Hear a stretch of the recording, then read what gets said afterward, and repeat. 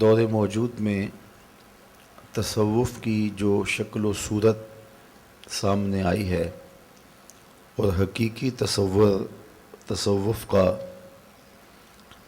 وہ دھندلا گیا ہے، جس کے نتیجے میں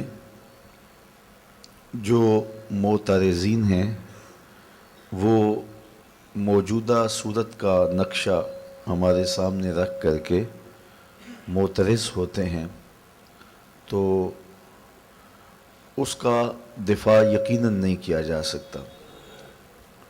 تو پھر ضرورت اس امر کی ہے کہ ہم موجودہ درگاہی نظام کی نفی کریں اور جو حقیقی تصور ہے تصوف کا اور جو صورت ہے حقیقی، اس کو لوگوں کے سامنے پیش کر کے اس کا اثبات کریں۔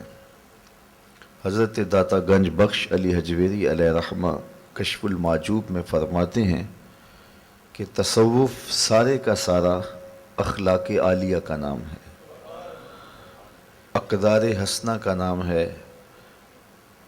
تصوف رسوم و علوم کا نام نہیں ہے، لیس تصوف رسوماً ولا علوماً، یہ مخصوص اصطلاحوں کا نام نہیں ہے اور نہ ہی یہ مخصوص رسوم و رواج کا نام ہے، مختلف رنگوں کے پٹکوں کا نام، مختلف رنگوں کی ٹوپیوں کا نام اور مخصوص رسومات کا نام تصوف نہیں ہے، بلکہ یہ سارے کا سارا خلق حسنہ ہے، سارے کا سارا اقدار عالیہ ہے۔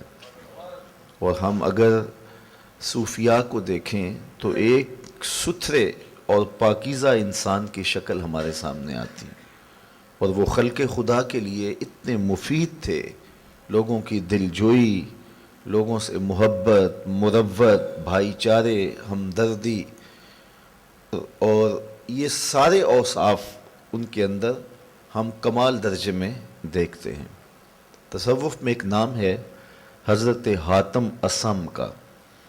اصم عربی میں کہتے ہیں جو کانوں سے بہرا ہو، وہ کانوں سے بہرے نہیں تھے، لیکن انہیں اصم کیوں کہا گیا؟ ان کی مجلس میں ایک خاتون آئی کچھ اپنا دکھڑا بیان کرنے کے لیے، بیٹھتے بیٹھتے اس کی ری خارج ہو گئی، ہوا خارج ہو گئی۔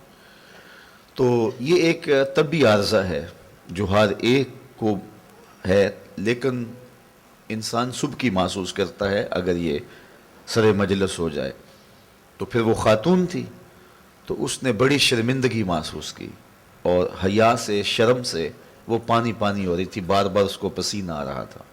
حضرت نے محسوس کیا کہ اس کی شرمندگی کا سبب کیا ہے۔ خیر جب وہ بیٹھی اور حضرت سے بات کرنے لگی تو آپ نے کان پہ ہاتھ رکھ کے کہا ذرا اونچی بولو۔ اس کو تاثر یہ دیا کہ میں بہرا ہوں، تو اس کی ساری شرمندگی ختم ہو گئی۔ بار بار اس کو جو پسینے آ رہے تھے کہ حضرت میرے بارے میں کیا سوچ رہے ہوں گے، تو جب آپ نے کان پہ ہاتھ رکھ کے تھوڑی سی توجہ کر کے کہا ذرا اونچی بولنا ہوگا تمہیں، تو اس کی ساری شرمندگی ختم ہو گئی۔ پھر جب تک وہ خاتون موجود رہی حضرت حاتم بہرے بنے رہے، کہ اس کو جب بھی پتہ چلے گا کہ حضرت بہرے نہیں ہیں وہ تب شرمندہ ہوگی۔ تو ساری زندگی تکلف کیا اس ایک عورت کو شرمندگی سے بچانے کے لیے، اور اب لوگوں کو رسوا کیا جاتا ہے اور پھر کہا کیا جاتا ہے کہ پیر صاحب جلالی ہیں۔ بدتمیز کا نام ہم نے جلالی رکھ دیا، تو یہ عجیب کہانی ہے۔ تصوف تو اخلاق عالیہ کا نام ہے۔ حضور علیہ الصلوۃ والسلام کے کردار کا عکس جب صوفی پہ پڑتا ہے تو وہ صوفی بنتا ہے۔